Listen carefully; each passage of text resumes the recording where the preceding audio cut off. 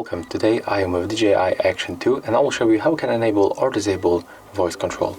So at first we have to swipe like that to open this notification panel. Next we have to go for the settings, pick voice control, and here we can turn it on turn it off by tapping on the switcher. When you scroll down you can change between languages, and in this place you will find also voice commands, so you can start recording, stop recording, take photo, or just shut down. Let's try if it is working. Shut down. As you can see, our device successfully turned off. And that's it. If you find this video helpful, remember to like, comment and subscribe.